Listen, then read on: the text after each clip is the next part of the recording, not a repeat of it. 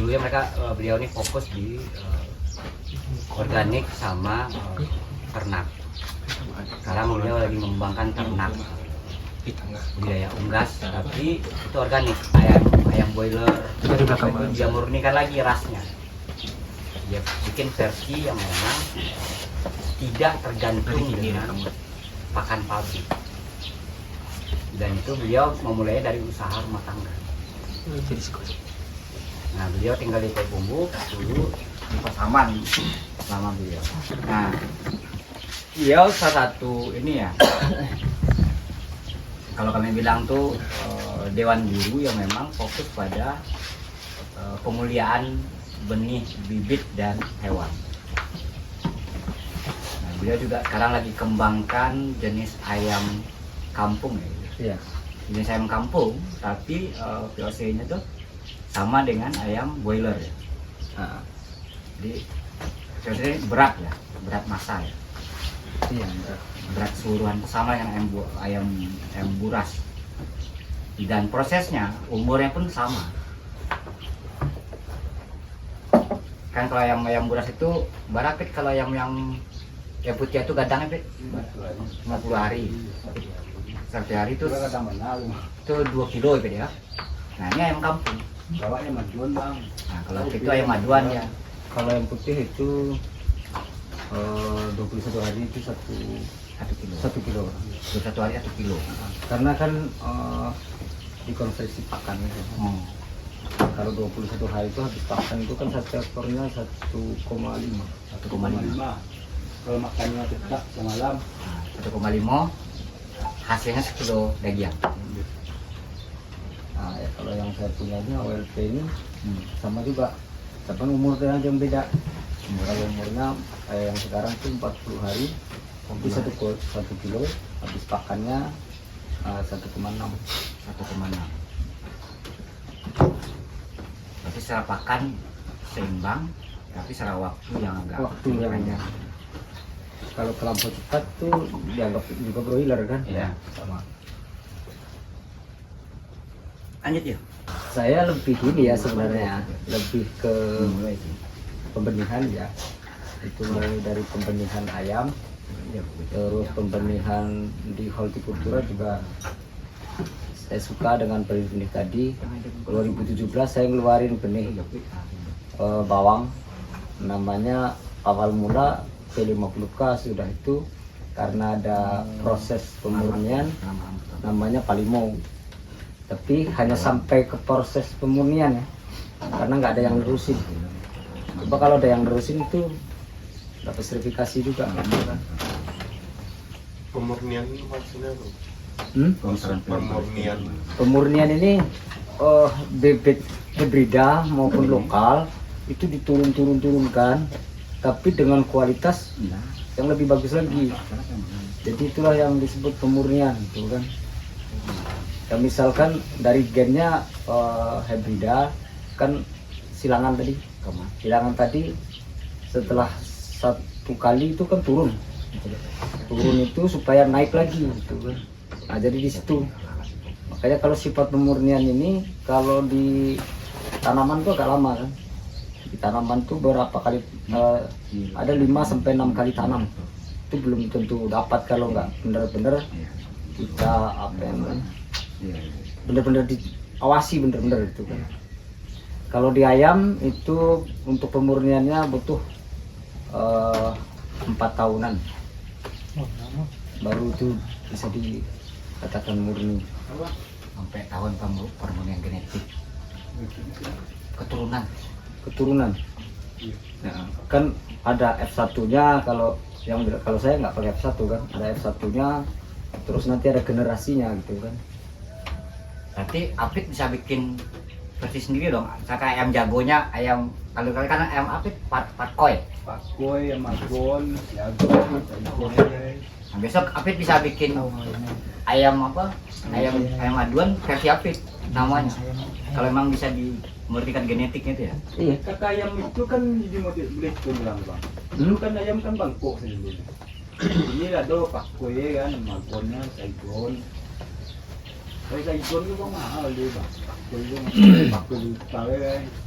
Kalau pakai tahu mah cekak mah orang itu jadi Bang. Nah itu bawaan genetik masing-masing ternak itu masih ini nggak masih bisa tetap menurun nggak? Kalau tidak. Bisa. Cuman ya itu nggak kita misal netas terus diturunkan tuh nggak bisa, harus terus ada pemilihannya terus. Seleksinya. Iya, Kalau seleksi. dipilih mana bisa. Ini kan kalau ayam tuh Bang kan dia tuh. Enggaknya bukan untuk adon, untuk indukan tuh. Itu dia dulu. Iya, kan saya dapat yang terbaik tuh. Ini ayam aduan misalnya kan. Tapi yang terbaik ini dipisah. Ini nanti diindukan. Kalau Genetiknya tuh beda dari yang lain Bang. tetap sama nggak? Nanti di silangan itu kalau genetiknya tetap satu genetik namanya, satu genetik. Tapi kalau nanti udah nggak diapa-apain, maksudnya kita hanya menurunkan, memurnikan itu aja itu bisa. Nah, tapi kalau nanti mau diganti lagi, nah, itu ada pemilihannya lagi. Itu nanti dari jalur mana itu banyak sebenarnya. Kalau dikupas ini agak Pokoknya sama kayak gini lah ya, saya kawin campur lah ya. Orang Sunda dikawin sama orang Minang, keturunannya sama kayak saya. ya, sama kayak gitu ya, agak berbeda ya. Tapi kalau sistem yang bangkok Bang yang maduan tuh Bang. Ini misalnya nanti kan limo kan. Ini kan bersekak tuh. Mana bagak dia tuh. Mana berakui Bang, mana berakui. Kan Potong. dijual. Nah kalau di ayam menang lebih gampang. pedaging kayak gitu, berarti mana yang calon indukan yang besar itu dipisah. Enggak, kalau mainnya Bang, ini bermain tuh induk tuh. Ini bisa selain bermain tuh kan. Kamu juga nggak sih. Mana jadi ya. Itu kayak. kalau di pedaging ngambilnya tetap di Genetik. Kalau pedaging ini kesal ya Bang. Kadang-kadang. Jadi pertumbuhannya kita terus. Kalau maduan enggak nikah ya. Kalau sekarang sebenarnya sudah banyak ayam-ayam kayak bangkok sama broiler namanya Bang Broi. Sudah ada Bang Broi itu udah ada. Nah, sekarang ada yang Bang Broinya itu disilang dengan yang saya punya namanya Bang Broi EWP. Itu udah ada itu. Udah banyak kan. Terus ada KUB juga sudah disilang juga banyak. Kalau silangan-silangan sudah banyak. Terus ada Legon, terus ada lagi Garuda yang hampir sama, terus ada lagi Larmot, itu juga hampir sama dengan yang saya punya. Bahkan kemarin juga ada yang klaim kalau LP ini itu Larmot, bisa bersikukuh. Ini beda gitu Bang, jadi si Ca tuh yang di Bali itu yang pakai auto brio ya. Jadi dia madu bersih macam ya. Onde ayam madu dia mah. Pasti mah. Ayam apa kan tu ini? Semua incah, mana bersih bang pilih incah macam dia maduannya tahu ya. Incah ya. Berarti memang inilah ya, seleksi benih itu memang harus Ya tu yang detail ya. Iya, mental ayam tu kan. sama kayak padi kan, kita tanam padi seluruhannya. Nanti yang muncul padi apa? Gitu. Nah, kita mau membesarkan yang mana gitu kan? Nah, kita ambil. Berarti prinsipnya hampir sama antara ternak dengan budidaya tanaman. Sama, penyakitnya pun sama. Iya, kamu. Nama beda bang. Tadi ayam kan. Kalau di tanaman penyakitnya yang paling utama ini patogen. Itu udah di mana-mana, itu di tanaman juga patogen, di ternak ya, yang paling berbahaya adalah patogen. Iya. Patogennya apa nih? Bakteri yang memang agak ganas. Di situ kalau di ayam tuh bisa ke ND, ND-nya kilo lehernya, mekar. Abang tengok si Ca ni ayam bang hampir tu. Video ni dua. Ngapa cik, panjang cik. Ini lembah ciri bang. Mau siapa mati golingan. Memang ayam dia ada dua tu. Dari lini sekolah. Nah, itu membuktikan bahwa kalau memang fokus di bisnis tertentu, itu bisa jadi. Ya, ayam madun mah, kalau ayam mencari kan.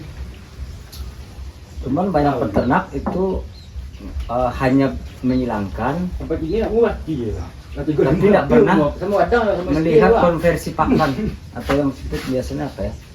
bahasa Apa Indonesia nih? biasa kurang Mana paham. dia? Di sini ada VCR nih, VCR ayam itu biasanya nggak pernah ini, cuman hanya berlomba-lomba siapa yang paling cepat besar paling itu aja. hanya mengejar. Dan dogma yang paling kuat di situ memakai dalil Al-Quran adalah apa namanya? Hibrid, kawin saudara. Padahal di Al-Quran itu bukan ini ya, bukan hewan, manusia yang perlu itu kan, tapi di situ di dogma. Kenapa? Karena kalau ini bisa sejalur seperti ayam broiler dan ayam ras itu perusahaan bisa kalah. Kalau ayam madun bang, kawin saudara kan dia lah. Penakui no. Apalagi ya. Jadi di situ. Jadi banyak akhirnya kawin silang. AWLP ini kan udah banyak orang beli ini mana-mana. Tapi kan isinya kawin silang. Jadi cari yang murni itu agak susah gitu. Kalau saya enggak, tetap ngawinin ini, jalurnya ini, terus nanti dipahami dengan penyakitnya. Itu na nampak tu bang, nak ayam tu mak, kita masih cara kau bang. Kita bercakap sekali tu. Malah sampai mati. Berarti sama kayak kokopit. Ritual orang Sisa dulu tuh soal keturunan tuh lah bibit, bobot, bebet itu menjadi penting. Tidak hanya berlaku untuk tanaman dan hewan, tapi untuk manusia juga berlaku.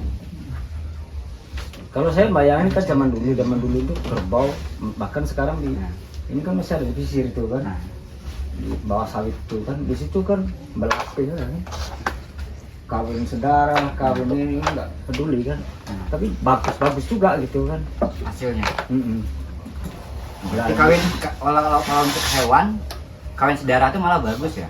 Nah, karena kan itu semuanya kan sebelum dijinakan tuh lepas. Tapi kan kalau manusia kan kawin saudara itu kan nggak boleh kan. Tapi kalau di hewan itu dibolehkan malah, dianjurkan malah ya. Tapi kalau untuk ayam madun ada juga. Karena sifat liarnya itu ya akan berkurang. Penakui itu namanya letak lah. Hari ini. Kalau di kampung, kalau bisa rasa cak, ini kan dua banyak ini kan. Nah kalau untuk ini sendiri ya, kandang ayam untuk rumah misalnya, itu idealnya ukuran berapa? Satu rumah yang tidak terlalu besar lah pekarangannya. Kalau pengen budidaya. Kalau Ya untuk memenuhi kebutuhan protein rumah tangga lah ya. kalau di situ lihat jalur mau di telur atau di daging gitu. Kalau pedaging misalnya. Kalau pedaging itu kan harus butuh hidupan. Kalau kita membeli anakan itu sebenarnya nggak butuh terlalu panjang ya. 3x6 aja itu sudah cukup kan. Jadi bikin rumah 3x6. Setelah itu di dalamnya ada rumah lagi gitu. Di situ. Itu bikin dua tingkat kanan kiri. Jadi yang untuk di atas untuk breeding, terus yang di bawahnya untuk pembesaran. Tindakannya untuk budidaya. Untuk breeding. Jadi Breedingnya apa nih? baru netas, itu kan masuk ke situ kan. Oh, Karena untuk pembesaran. Iya. Untuk hangat sesudah itu umur 15 hari itu bisa dibawa gitu kan. Tujuannya apa? Kalau kita cuma ngandalin 100 ekor. Kalau dihitung secara bisnis nggak ketemu. Paling dapat ini saya di broiler dulu dapat ini 150 sampai 300 ribu per 100 ini per kali panen ini. Kali panen. Iya. Tapi kalau dibikin tingkatan, ini ada modal, ada keuntungan di situ. Jadi tahap awal bisa untuk modal, tahap kedua ini untuk keuntungan.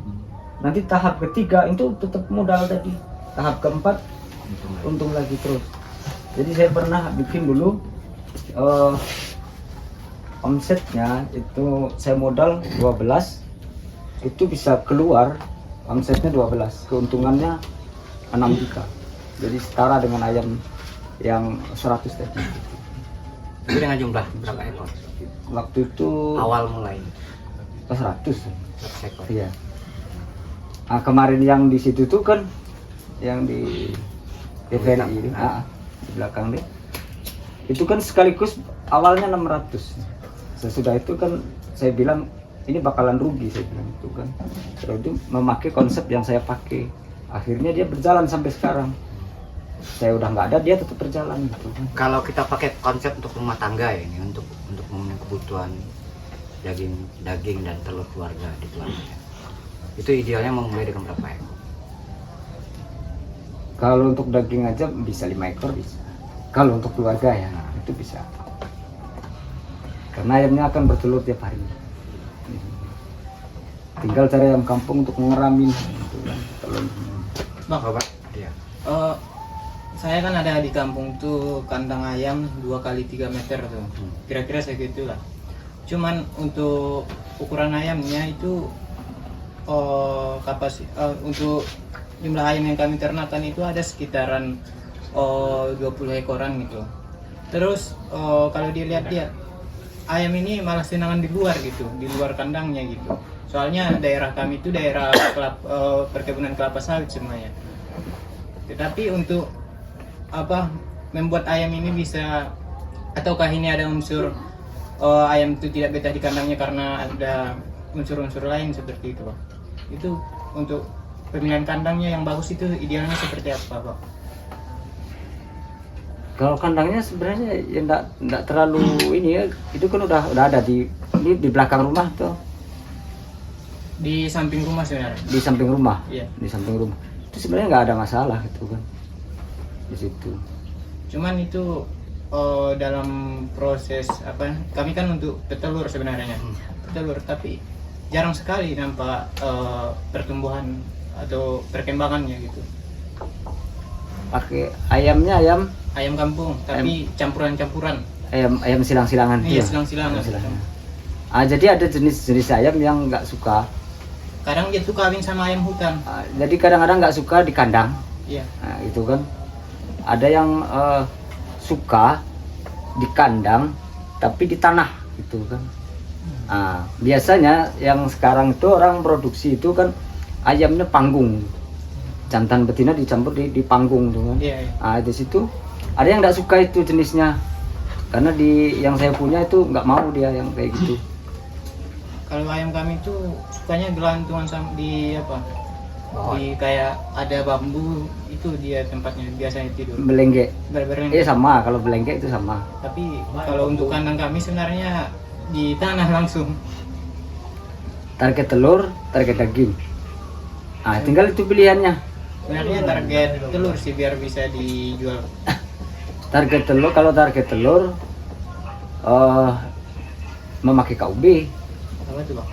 Jenis ayam kau. KUB ini ayam kampung Baliknak itu di situ. Atau yang lebih kencang Marawang juga bisa. Terusnya untuk apa nih, Bang? Pakan. Kami kemarin karena keterbatasan pakan tuh kami ambil batang sagu. Kami olah batang sagu itu jadi pokok pakan ternak. Itu bisa nggak tuh, Bang? Bisa.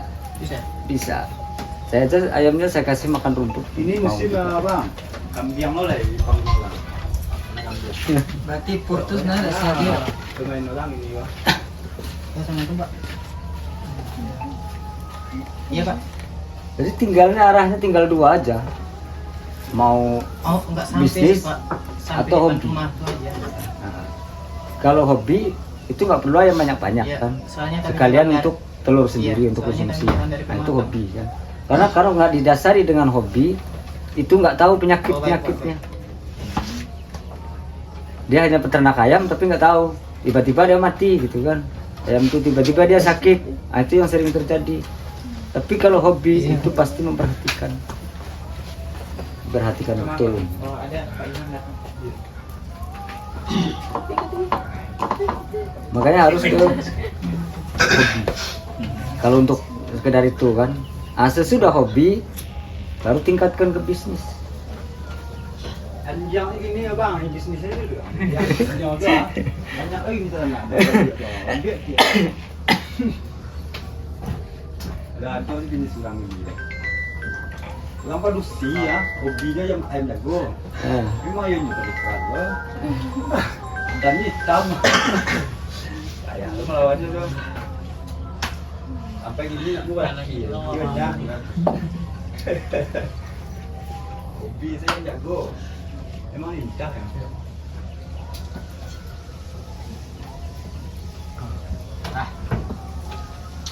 Kau nak bayi ayam belum ah? Kau tu kau beli ayam nak bayi tu. Sakit lah. Kau cakap juga ayam mah. Mau cakap juga mah. Sebenarnya Macam tu juga anaknya tu. kita mengarah ke bisnis. Makanya di situ kemarin saya saranin buatlah kandang yang agak luas.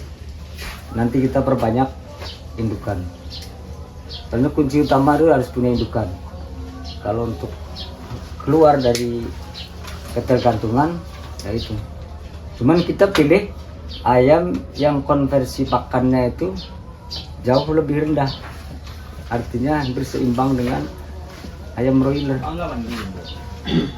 Kalau ayam yang konversi pakannya itu rendah, itu kan modal Atau yang bicara tu abang. Bercakap sekarang jual. kita 30-an ribu.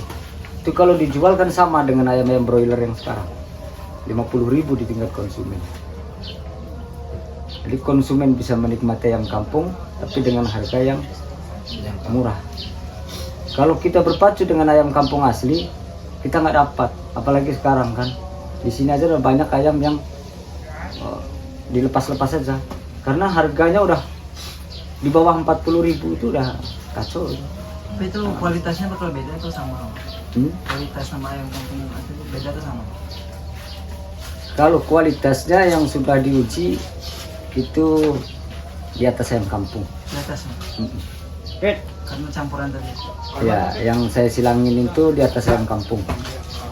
Karena target utama itu adalah konsumennya anak-anak, bukan orang dewasa. Itu nambah gizi mereka.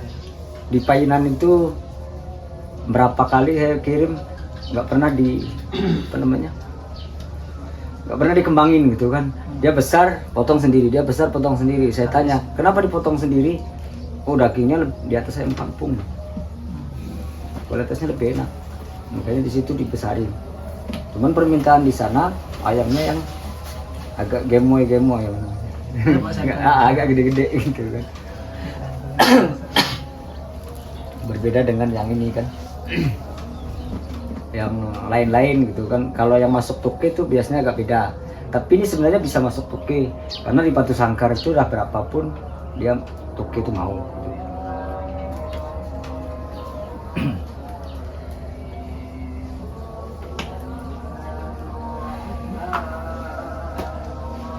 Jadi pemahaman ayam organik itu kan sebenarnya dari jalur, bukan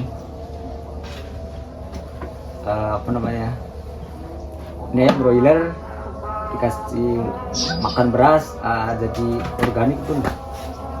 Sebenarnya dari jalur yang dulu saya pernah diskusikan dengan lembaga sertifikasi organik di sini itu dari jalur. Jadi saya bikin pemurnian sampai generasi berapa baru dinyatakan organik. Jadi yang dimaksud organik itu semua bukan itunya gitu. Tapi genetiknya itu udah direkayasa sendiri menjadi lokal. Bisa juga dengan kalau kurang percaya itu di tes DNA. Sama kayak bawang, saya dulu pernah tes DNA.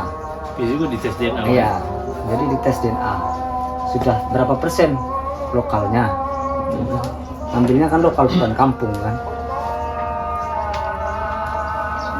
Makanya saya menghilangkan genetik ini sekian persen, genetik Eropanya sekian persen, genetik kampungnya sekian persen.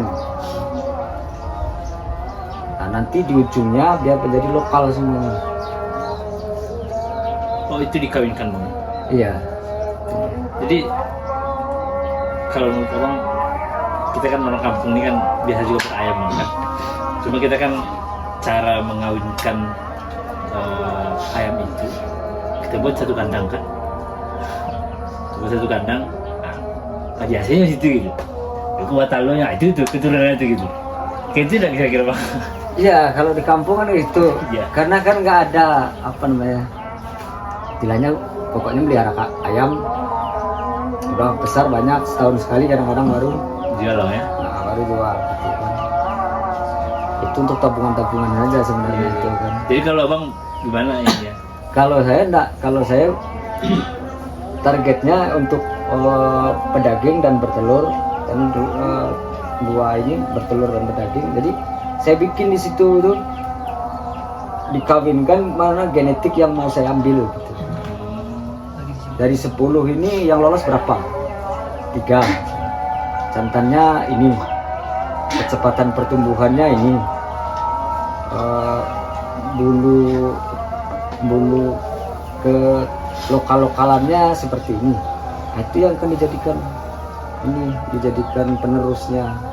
Jadi nggak diturunin sebanyak ini, turunin sebanyak ini, turunin. Itu kalau dari awal ayam apa namanya genetik buatan ini, kalau diturunkan itu menjadi kerdil. Sama itu tanaman itu kan sebenarnya itu juga. Santing ya bang ya? Iya, jadi kalau diturunkan udah jadi kerdil. Nggak bisa banyak gitu kan, malah bisa nggak bagus lagi gitu kan. Jadi kalau bang polanya gimana cara mengawinkan? Kalau saya polanya ya itu aja, mencari genetik yang bagus. Dalam 10 ekor saya ada 2 ekor. Dari ayam jantan. Ya, kalau genetik itu ngambil ayam jantan. Ayam jantan. Karena gini, yang menjadi peran utama itu adalah genetiknya, semennya. Kalau betina itu hanya saya katakanlah sebagai wadahnya saja. Karena kalaupun tidak dikawini sama bejantan, dia bisa bertelur. Iya bang ya? Bisa betul bang. Iya. Bisa bang ya? Jadi semua ayam itu, kalaupun tidak dikawini dengan bejantan, dia kalau waktunya bertelur dia tetap bertelur. Nanti fungsinya si jantannya apa? Fungsinya si jantan. Keturunan. Iya. Reproduksi. Nah, dari situ. Tapi Tergantung kualitasnya. ya kalau yang nggak ada jantannya, sama kayak ayam ras, ayam bertelur, itu kan nggak ada jantannya tuh. Ayam kampung pun bisa kayak gitu, tapi hanya ada sifat ngeramnya aja gitu kan. Telurnya misal 12 dia ngeram gitu kan. Tapi kalau diramin itu nggak bakalan netas. Kenapa? Karena nggak ada pejantannya gitu. Gitu.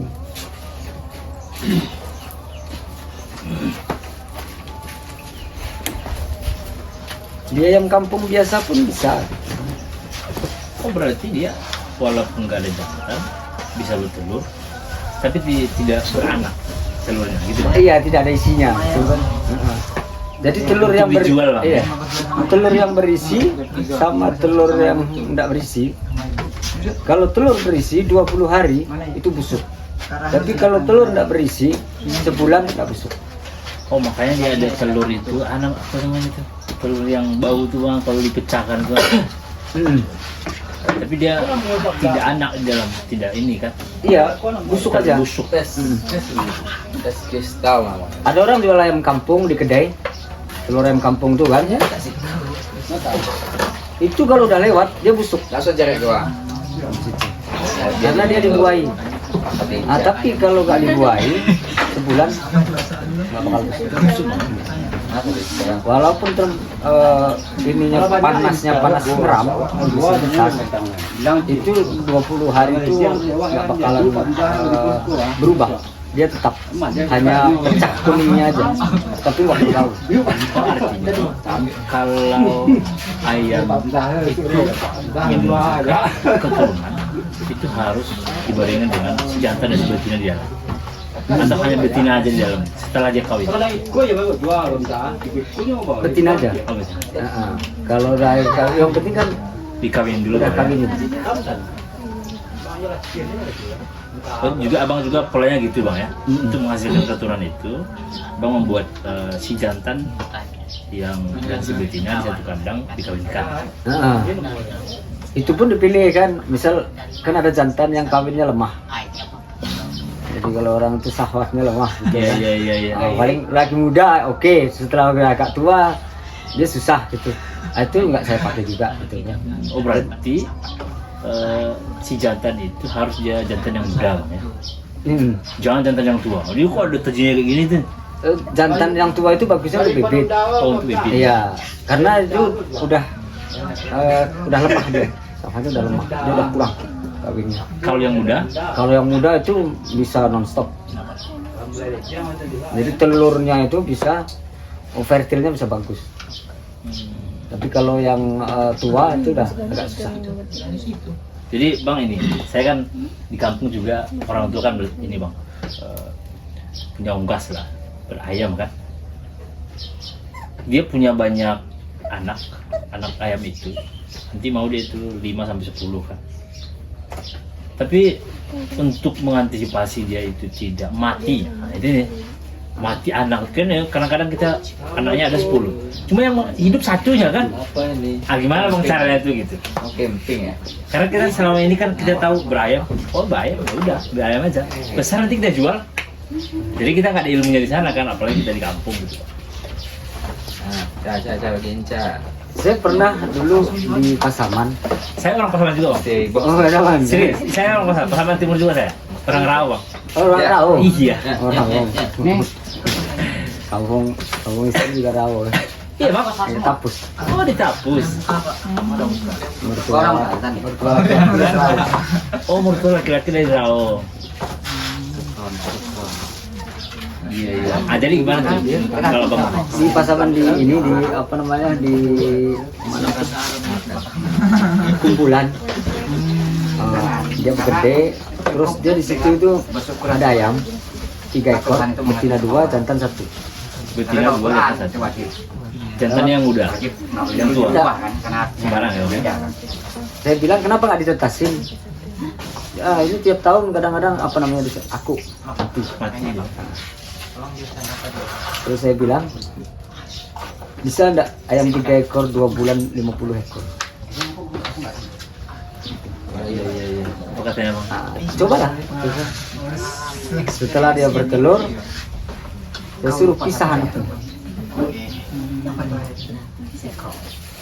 Setelah dia bertelur, bisa anak ya? Iya, harus dipisah. Nggak mati dia? Enggak, harus dipisah. Nah, kalau ada vitamin yang bagus, kalau saya vitaminnya sendiri kan, saya punya vitamin sendiri. Ada yang bilang Muhammad. Jadi saya pakai vitamin sendiri. Muhammad. Oh, mengantisipasi dia agar tidak mati bang. Nah, jadi dari umur 0 sampai ini kita makan 5 kali 11. Tapi harus paham juga kalau mau beli 5 11, karena banyak kios gede yang jelas N582 dia dibilang 511. Padahal itu pakan ayam kampung proteinnya itu cuma 16%. Sedangkan anak ayam itu butuh protein di atas 20%. Jadi bang mengelola unggas ini, ayam itu udah berapa tahun? Dari 2017 di broiler. Sekarang banyak yang Sampai sekarang ya? biasa ya. Sesudah itu di broiler itu bibitnya susah, saya ambil dari sini di Padang. Harganya pun mahal, apalagi bibitnya bibit asal-asalan juga.